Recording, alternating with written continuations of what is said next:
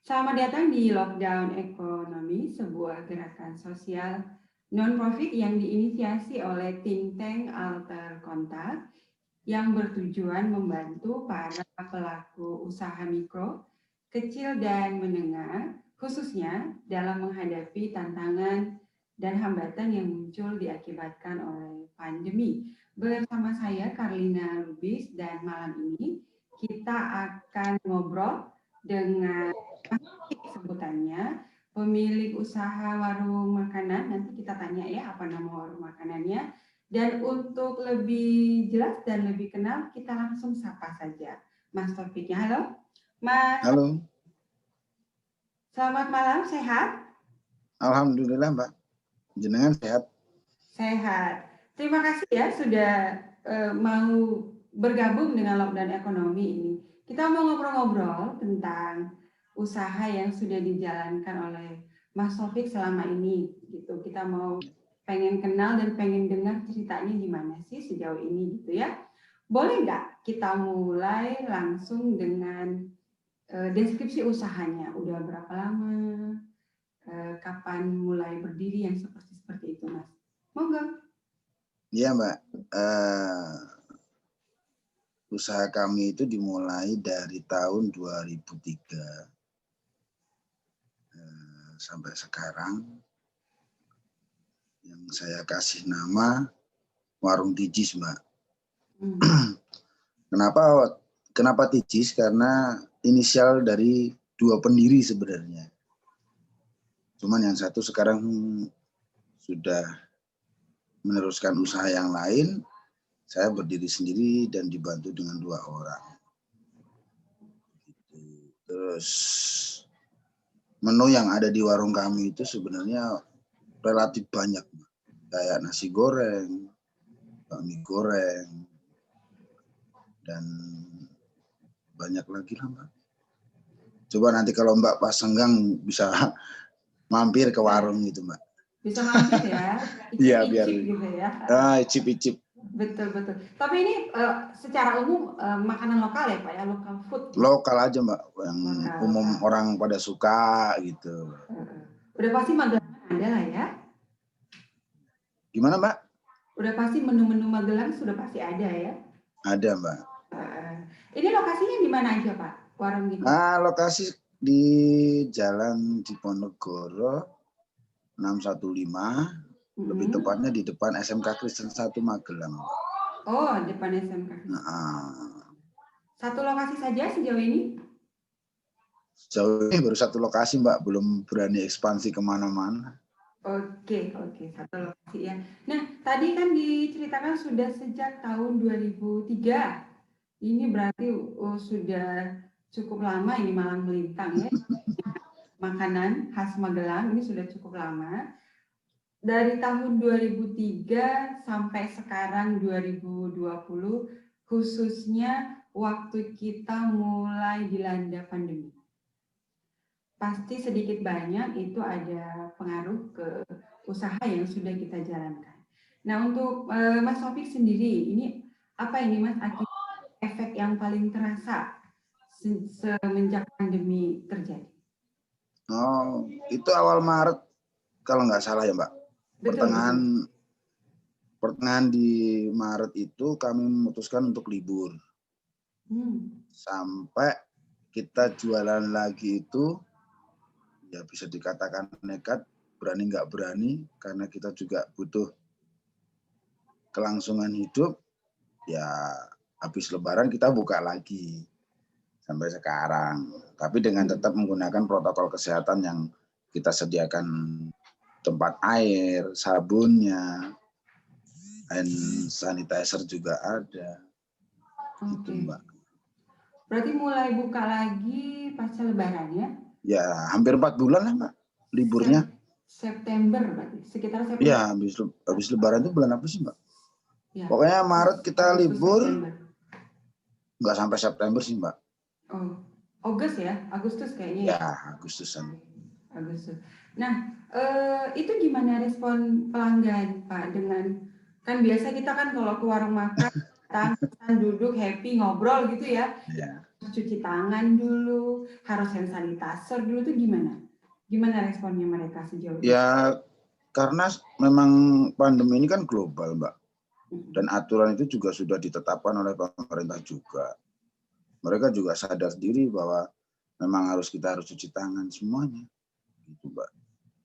Tapi sejauh ini aware ya? Iya. Pada paham kalau itu penting gitu lah ya? Iya. Nah, paham semua, Mbak. Oke, ke penjualan sendiri berpengaruh nggak Pak? Tingkat pemasukan, tingkat kunjungan itu berpengaruh nggak? Ya, kalau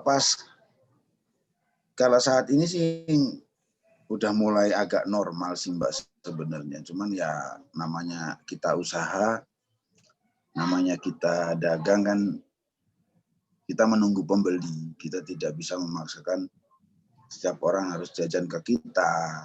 Kita hanya sekedar menunggu dan menunggu. Jika ada yang datang mampir, kita bikinin, kita sapa dan lain sebagainya. Udah gitu aja Mbak. Ada strategi-strategi khusus nggak sih Pak yang biar makin rame nih gitu? Ada strategi khusus nggak sejauh? Ya, strateginya sih satu, kepelayanan kita Mbak sebenarnya. Terus yang paling utama sebenarnya dirasa. Kita bisa menjaga agar rasa itu tetap dari awal sampai sekarang. Ini gitu Mbak. Ya kebetulan jadi setiap kita kan sering lihat Mbak, ini pelanggan baru atau ini pelanggan lama kan kita tahu. Meskipun kita tahu itu pelanggan lama yang jarang muncul, yang udah lama nggak muncul gitu maksudnya. Terus dia datang, pasti saya tanya, gimana? Ada yang berbeda nggak? Ada yang berubah nggak? Itu. Jadi kita sering komunikasi aja sama pelanggan gitu Mbak, biar agar lebih dekat ya aja sama pelanggan gitu Mbak. Sejauh ini dari pelanggan setia ya, itu pendapat mereka gimana? Apakah ada rasa yang berubah atau malah berubah sih tapi jadi lebih mantap gitu? Kalau respon pelanggan sih alhamdulillah ya mereka oke, masih tetap sama dengan yang dulu. Apalagi kalau pelanggan baru Mbak, mesti saya tanyain. Kan kelihatan kan wajah baru, wajah lama kan kelihatan. Jadi gimana? Kebenaran apa enggak? Kalau kurang apa tinggal bilang, nanti kita menyesuaikan seleranya gitu. Mungkin pedasnya, mungkin asinnya. Gitu Mbak. Oke, jadi sering ngobrol langsung dengan pelanggan ternyata ya. Ini kalau boleh kita tahu ya, tanpa harus membocorkan rahasia ya. Ada perubahan di kokinya, juru masaknya, apakah Mas Taufik langsung atau ada yang lain? Kalau koki sih saya sendiri Mbak. Oke, berarti inti segalanya di Mas Taufik ya? Iya Mbak. Jadi kalau masak saya, yang bikin minum kan pegawai. Oke. Dan makanan yang lain yang kecil-kecil itu pegawai. Tapi kalau khusus makan yang makan besar, makan berat gitu, kayak nasi, kayak bakmi dan lain sebagainya, kayak sop, kayak ceker gitu kan, saya Mbak yang masak. Dari tahun 2003 ya sampai sekarang itu tetap juru masaknya tidak ada yang berubah. Enggak ada yang berubah, tambah tua iya. Tambah tua, tambah jago masaknya biasanya itu. Belum tentu Mbak. Oh, belum karena tentu juga ya? Iya, pikunnya kan nambah. Jadi kadang lupa garam, kadang lupa gulanya. Tapi sejauh ini nggak ada masalah lah ya dengan pertambahan usia ya? Nggak ada Mbak. Oke. Jadi lancar saja kalau pelanggan. Berarti kalau boleh saya simpulkan sedikit, ini Mas Taufiknya lebih kepada pertahankan kualitas rasa saja, yakin pasti pelanggan kembali, gitu ya. Betul Mbak. Untuk yang pelanggan baru, justru kita buat dia betah dengan kita tanya, ada cocok nggak rasanya, kalau nanti ada kekurangan menurutnya mereka, kita tampung aspirasinya gitu. Iya. Oke. Itu strategi mendekati mereka. Dan Nah, itu misalkan kalau pas mm, kita masak itu Mbak, kan kita kalau kita masak nggak bisa nemenin kan, misalkan kita ketemu mm, kebetulan teman yang datang gitu kan. Nah, ketika setelah selesai kita masak, kita udah nggak ada kerjaan, ya udah kita sambangi, kita ngobrol gitu Mbak. oke, Ya mungkin strateginya seperti itu aja sih Mbak, kita istilahnya kalau orang Jawa bilang itu mm, nguwongke gitu. oke, iya iya iya. Nanti atau gini Mas, biar yang mendengar ini bisa apa ya dapat pemahaman langsung dari sumbernya. Kan yang nonton kita ini, yang dengar kita tidak semuanya orang Jawa. Oh iya, istilahnya Dan apa? menghargai apa ya, mm, menghargai orang gitu ya. Menghargai orang ya. Ya kurang lebihnya seperti itulah Mbak. Jadi Membuat ketika pelanggan merasa dihargai. ya betul Mbak, seperti Oke. itulah. Oke. Nanti kalau ada yang bertanya, karena ada penonton kita yang tidak paham bahasa Indonesia juga. Kalau nanti mereka bertanya, saya kasih langsung kontaknya Mas Taufik. Mau ngobrol gitu ya? Boleh Mbak. Biar langsung dari sumbernya. Nah, Iya. dari keadaan yang sekarang ya, dari keadaan yang sekarang kita tetap optimis dengan mempertahankan kualitas rasa, lalu tetap menerapkan protokol kesehatan sesuai anjuran pemerintah. Dengan keadaan seperti itu, menurut Mas Taufik ini dalam 3 bulan ke depan, bagaimana gambaran usaha makanan di Magelang, termasuk usahanya Mas Taufik ini? Ya kalau gambaran sih semakin banyak tambah pesaing sih Mbak. Persaingan semakin bertambah. Banyak usaha-usaha baru yang bermunculan. Nah itulah sebenarnya tantangan saya di situ. Bagaimana saya masih bisa bertahan untuk apa ya, untuk sekedar menjaga kelangsungan hidup, mencukupi kewajiban tiap bulannya. Nah, itu saya bertanya di situ. Jadi nggak sebenarnya nggak takut enggak sih Mbak, cuman kadang ada yang baru ini ya, udahlah kita yakin aja lah bahwa kita apa yang kita ciptakan Allah kita ciptakan kayak kita berikan itu semoga menjadi yang terbaik. Oke. Tadi udah nyebut para pesaing usaha lainnya gitulah. Ya. Sejauh ini yang bermunculan itu Mas sejeniskah jenis masakannya? Bervariasi sih Mbak sebenarnya. Kalau yang sejenis juga banyak, yang nggak sejenis juga banyak. Cuman kan sekarang memang kalau menurut saya sih kebanyakan sekarang kalau boleh dikata tuh Instagramable karena eranya di media sosial. Jadi banyak yang istilahnya fasilitas untuk berfoto ria dan lain sebagainya. Atau hanya untuk upload di Instagram atau di media sosial lainnya gitu Mbak. Tempat kita sih sebenarnya biasa. Bukan Instagramable gitu enggak. Ya, tapi kan tujuan saya kan silakan datang ke sini makan sepuasnya, gitu aja. Tidak ada upaya untuk merespon langsung tren Instagram itu ya, Mas? Karena posisi letak tempatnya sih, Mbak. Kalau mau renovasi kita juga nggak butuh banyak, nggak butuh sedikit uang gitu, banyak memang. Betul.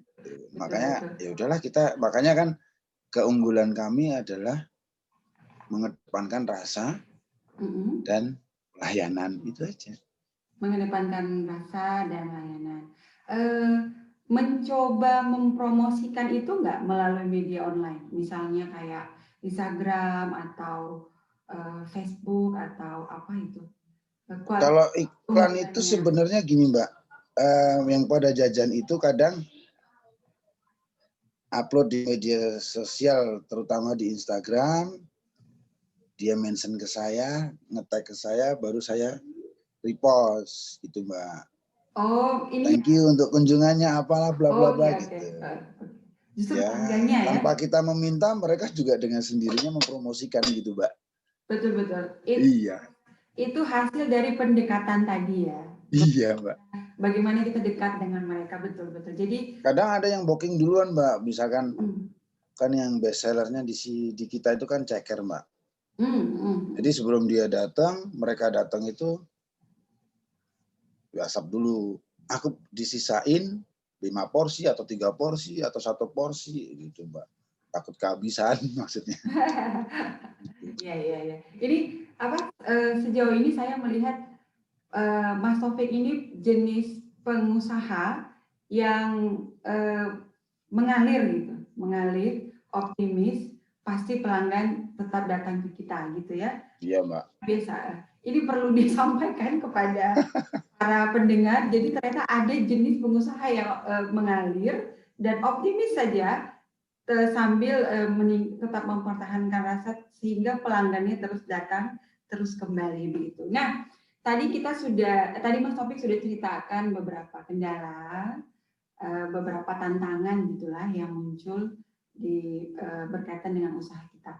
Berkaitan dengan kendala-kendala itu, kira-kira menurut Mas Taufik ini ya tiga hal utama apa yang paling perlu dibantu berkaitan dengan usaha makanan yang Mas jalankan? Yang pasti yang pertama itu kita pengen dibantu itu dengan doa, Mbak. Supaya kita masih tetap eksis, istilahnya meramaikan kancah dunia perkulineran begitu, Mbak. Itu yang pertama. Yang kedua, kamu minta dibantu apa ya? Nah, ada sih sebenarnya, Mbak. Cuman saya dibantu untuk promo aja, Mbak. Mereka akan datang mencoba. Kadang kalau saya melihat itu kalau ketika dia datang udah 2 kalinya, berarti dia cocok gitu aja. Kalau ya bantu hal-hal nggak ada sih. Kalau ngomongin masalah bantu uang, setiap orang mesti butuh uang. Cuman kan kalau kita masa kita meminta, kecuali kita dengan sukarela diberi, ya itu beda lagi.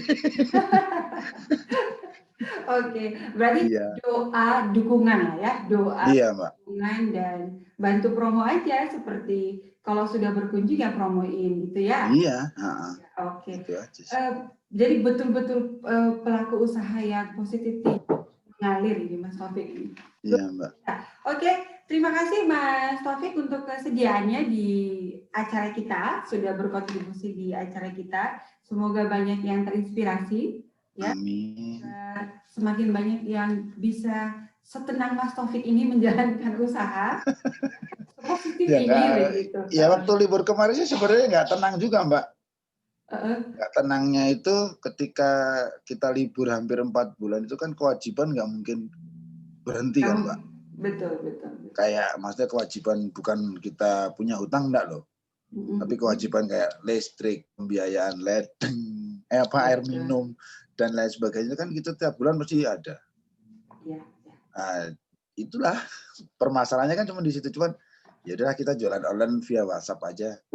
Kebetulan kan istri saya juga usaha roti, jadi ayo udah aku marketingnya, kamu yang bikin rotinya. Itu aja untuk mempertahankan diri sebenarnya. Survive ya. Oke. Thank you ya Mas Taufik. Ya Mbak, sama-sama Mbak. Saya sampaikan juga terima kasih untuk semua yang sudah bergabung hari ini dan menyaksikan.